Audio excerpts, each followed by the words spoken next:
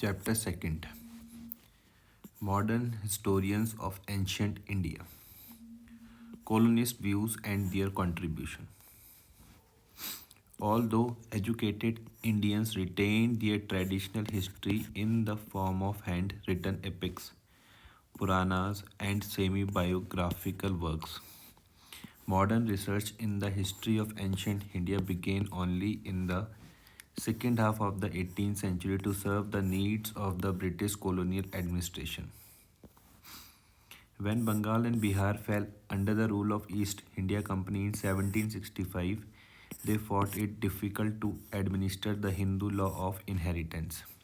Therefore, in 1776, the Manu Smriti, the law book of Manu, which was considered authoritative, was translated into English as a court of Gentoo laws. Pandits were associated with the British just to administer Hindu civil law and Maulvis to administer that of Muslims. The initial efforts to understand ancient laws and customs, which continued largely until the 18th century, culminated in the establishment in Calcutta in 1784 of the Asiatic Society of Bengal. It was set up by a civil servant of the East India Company, Sir William Jones, 1746 to 94. He was the first to suggest that the Sanskrit, Latin, and Greek belong to the same family of languages. He also translated the play known as the Abhi, Abhi, Abhijan, Sakunt, Abhijan, Abhijan Sakuntalam into English in 1789. The Bhagavad Gita, the most popular Hindu religious text, was translated into English by Wilkins in 1785. The Bombay Asiatic Society was set up in 1804, and the Asiatic Society of Great Britain was set up in London in 1823. William Jones emphasized that originally the European languages were very simple to Sanskrit and the Iranian language. The, the enthused European countries such as Germany, France, and Russia to foster ideological studies. During the first half of the 19th century, chairs in Sanskrit were established in the UK and the several other European countries. The greatest impetus to ideological studies was given by German-born scholar F. Max Muller, 1823 to 1902, who was largely based in England. The revolt of 1857 caused Britain to realize that it badly needed a deeper knowledge of the manner and social system of an alien people over whom it ruled. Similarly, the Christian missionaries sought to uncover the vulnerabilities in the Hindu religion to win converts and strengthen the British Empire. To meet these needs, ancient scriptures were translated on a massive scale under the editorship of Max Muller. Although 50 volumes, some in several parts, were published under the Secret Books of East series. Although a few Chinese and Iranian texts were included, ancient Indian texts were predominant. In the introduction to these volumes and the books based on them, Max Muller and other Western scholars made certain generalization about the nature of ancient Indian history and society. They stated that the ancient Indian lacked a sense of history, especially of element of time and chronology. They added that Indians were accustomed to despotic rule and also natives were so engrossed eng- engrossed in the problems of spiritualism or of the next world that they felt no concern about the problems of this world. The Western scholars stated that Indians had experienced neither a sense of nationalhood nor any form of self-government. Many of these generalizations were made in the early history of India by Vincent Arthur Smith, 1843 to 1920.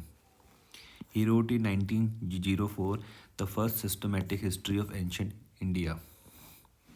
His book, which was based on an in-depth study of the available sources, gave primacy to the political history.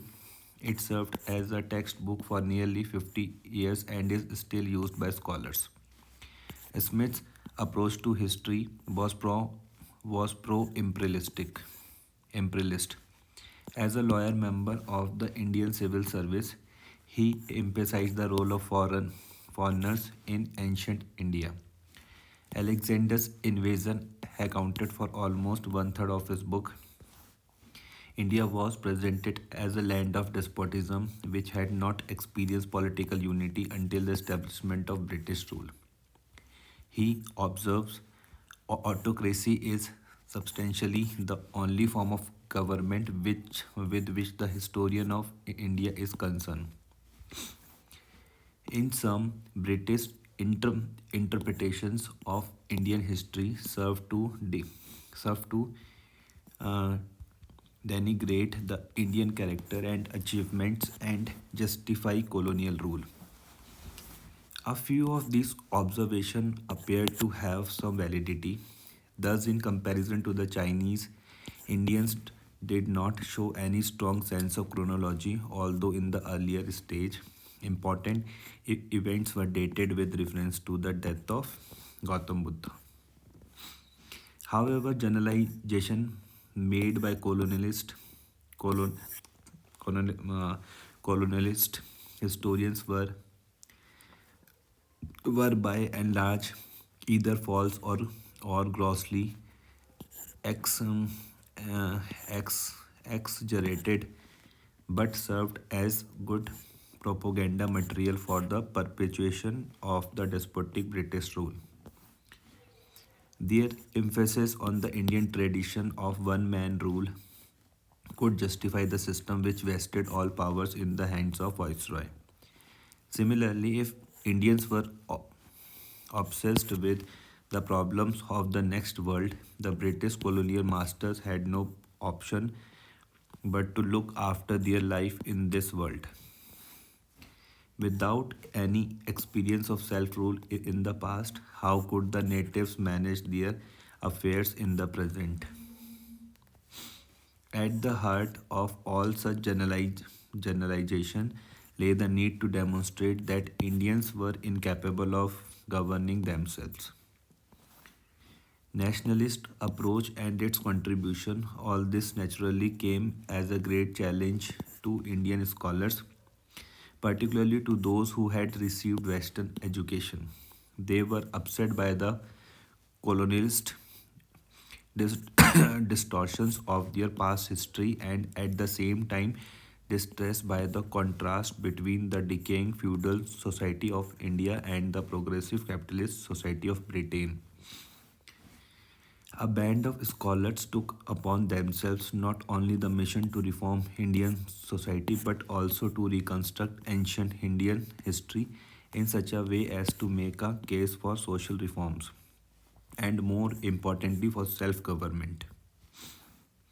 In doing so, most historians were guided by the nationalist ideas of Hindu revivalism, but there was no depth, breadth of scholars who adopted a rationalist and objective approach. To the second category belongs Rajendra Lal Mitra, 1822 to 91, who published some Vedic texts and wrote a book entitled Indo-Aryans.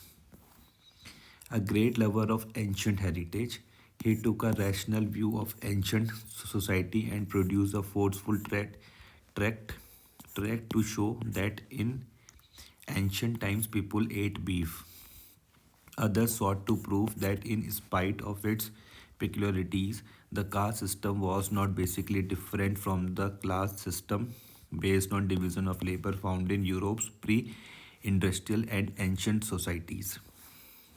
In Maharashtra, Ram Krishna Gopal Bhandarkar, 1837 to 1925, and Vishwanath Kashinath Rajwade, 1869 to 1926, emerged as two great dedicated scholars who pieced together varied sources to reconstruct the social and political history of India.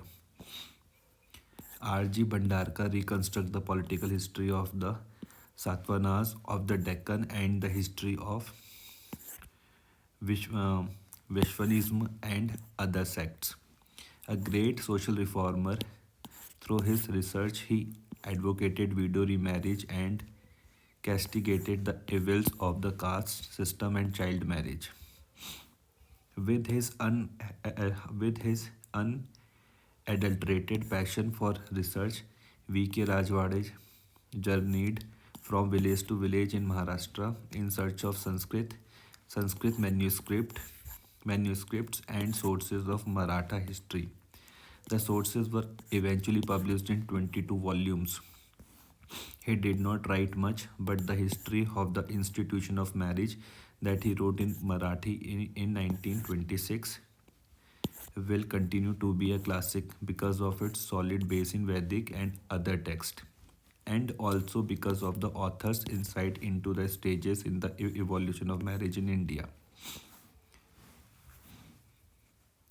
Pandurung, Pandurang Vaman, Pandurung Vaman Kane, 1880 to 1972, a great Sanskrit, Sanskrit, Sanskrit wedded to social reform, continued the earlier tradition of scholarship. His, his monumental work entitled The History of the Dharmasastra, published in 5 volumes in the 20th century, is an encyclopedia of the ancient social laws and customs that enables us to study the social processes in ancient India.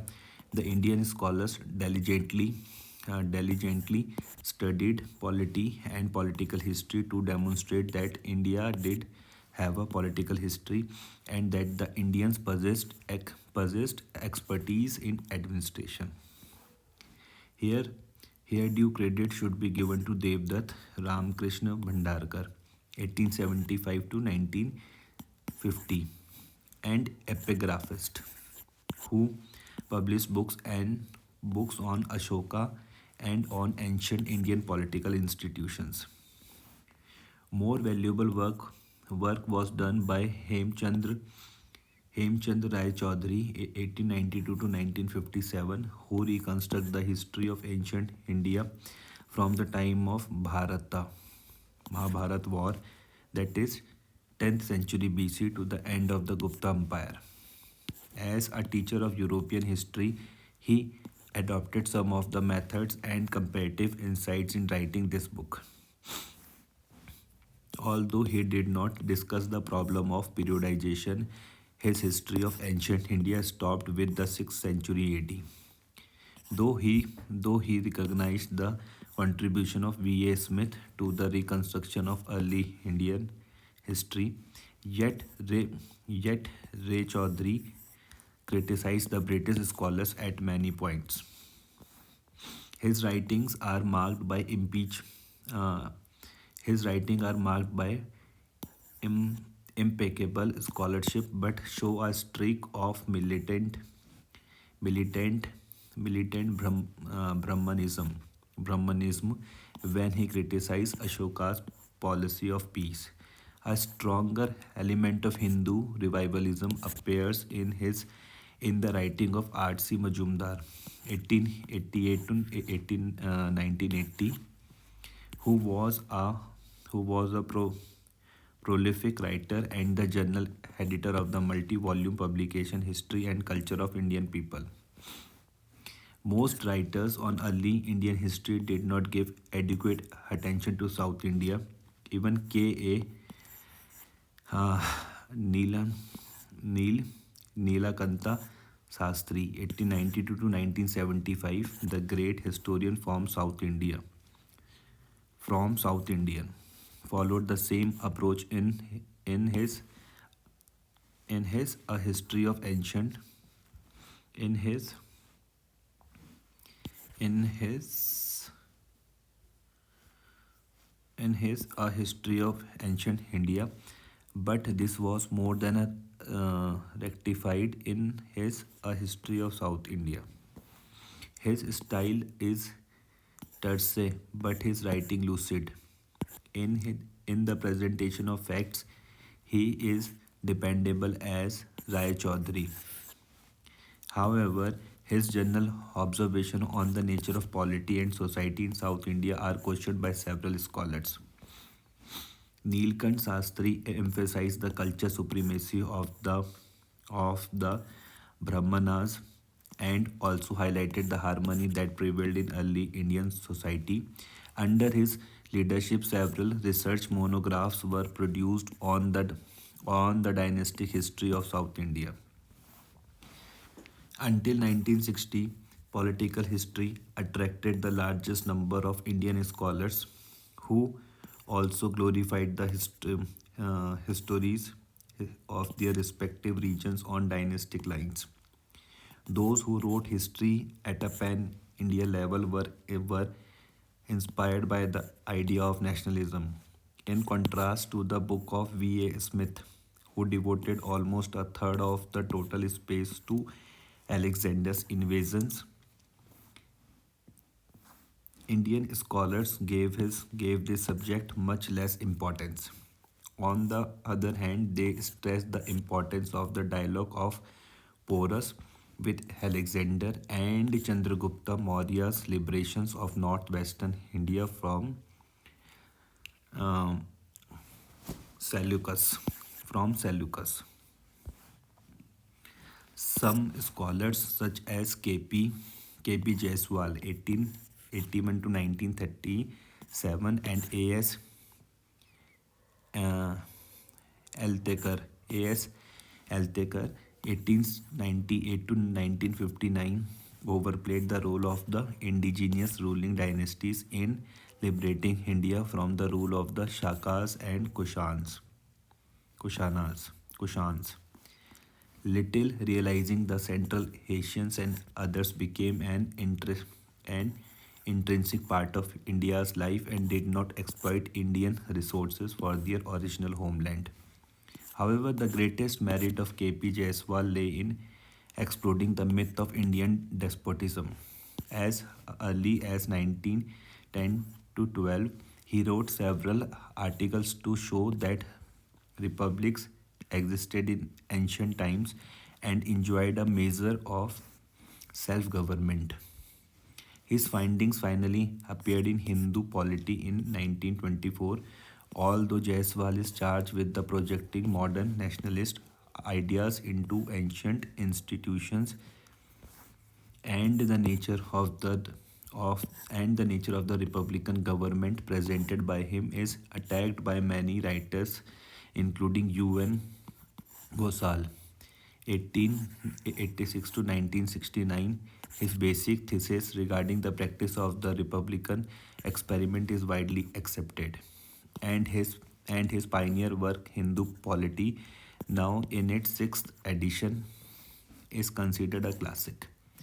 More towards non-political history, British historian A.L. Bhasam, 1914 to 86, a a, a Sanskritic by training, questioned the wisdom of looking at ancient India from the modern point of view. His early writing shows his deep interest in the materialistic philosophy of some heterodox sects. Later, he believed that the past should be read out of curiosity and pleasure. His book, The Wonder That Was India, 1951, is a is a sympathetic survey of the various facts of ancient Indian culture and civilization free from prejudice that plagued the writings of V.A. Smith and many other British writers. Bhasham's books marks a great shift from political to non-political history.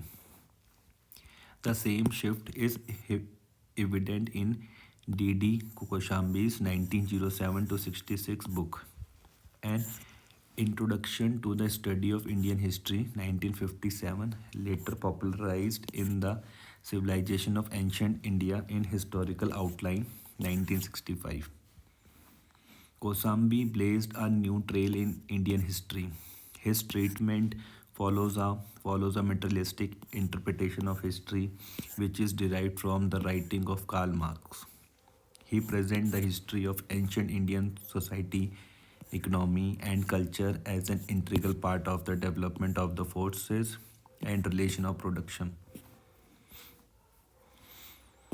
His his was the first survey volume to show the stages of social and economic development in terms of tribal and class processes.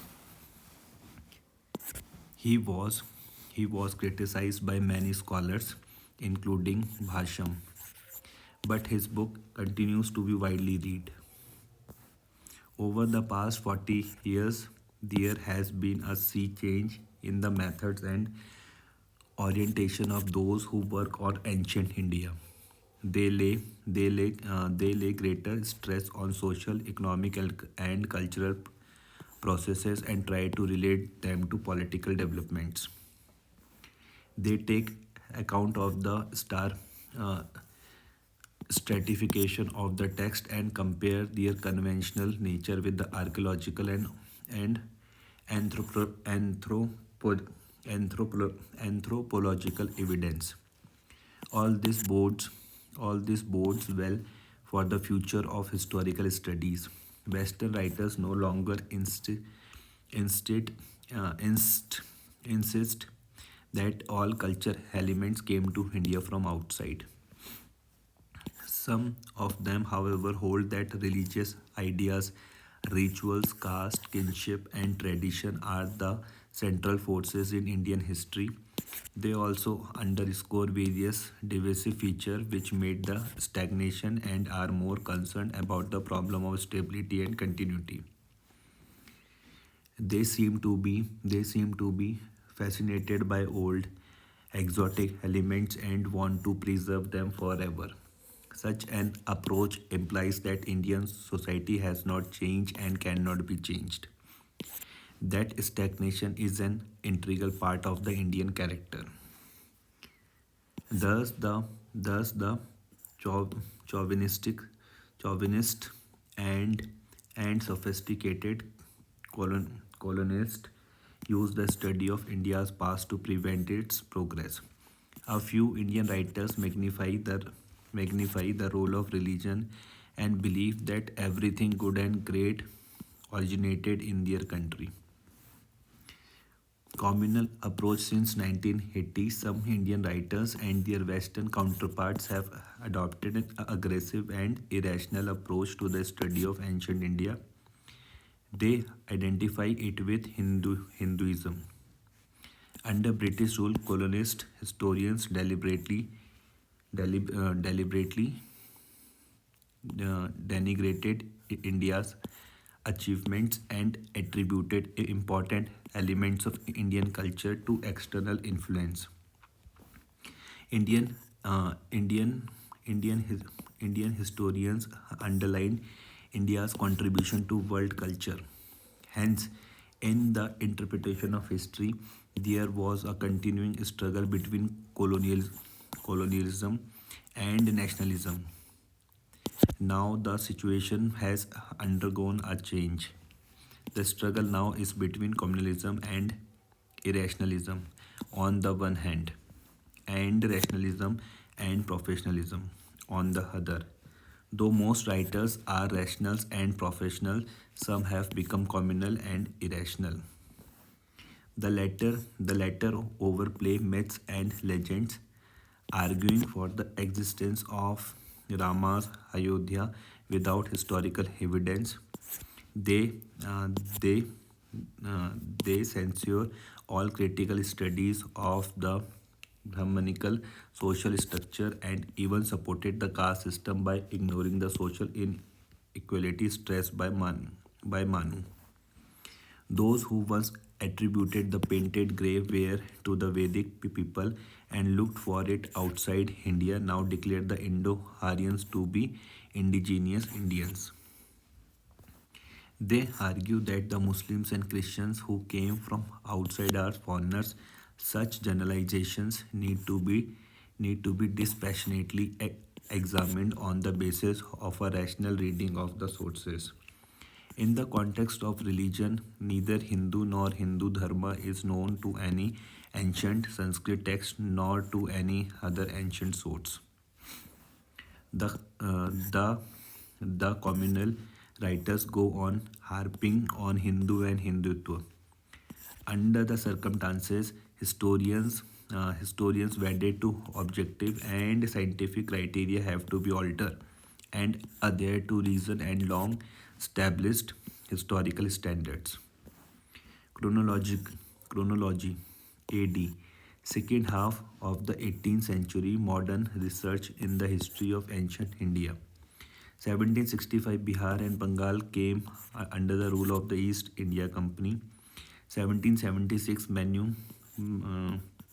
Manu स्मृति ये क्या है transfer as code of Gentoo laws 1784 Asiatic society of Bengal founded in Calcutta 1785 Bhagavad Gita transferred क्या है Bhagavad Gita transferred नहीं translate हो गए Bhagavad Gita translate into English अच्छा इसी तरीके से यहाँ पे देख लेते 1776 Manu Smriti translate as code of Gentoo laws 1784 Asiatic society of Bengal founded in Calcutta 1785 Bhagavad Gita translate into English 1804 Bombay Asiatic society founded 1823 Asiatic Society of Great Britain set up in London. First half of the 19th century chairs in Sanskrit established in England and several other European countries. 1904 Early History of India by V.A. Smith. 1924 Hindu Polity by K.P. Jaiswal. 1926 The History of the Institutions of Marriage in Marathi by V.K. Rajwade. 1951 The Wonder That Was India by A.L. Bhasham. 1957 An Introduction to the Study of Indian History by D.D. Kosambi. 1965 The Civilization of Ancient India in Historical Outline by D.D. Kosambi. 1837 to 1925 R.G. Bhandarkar. 1869 to 26 V.K. Rajwade. 1875 to 1950 D.R. Bhandarkar. 1880 to 1972 P.V. Kane. 1881 to 1935 K.P. Jaiswal.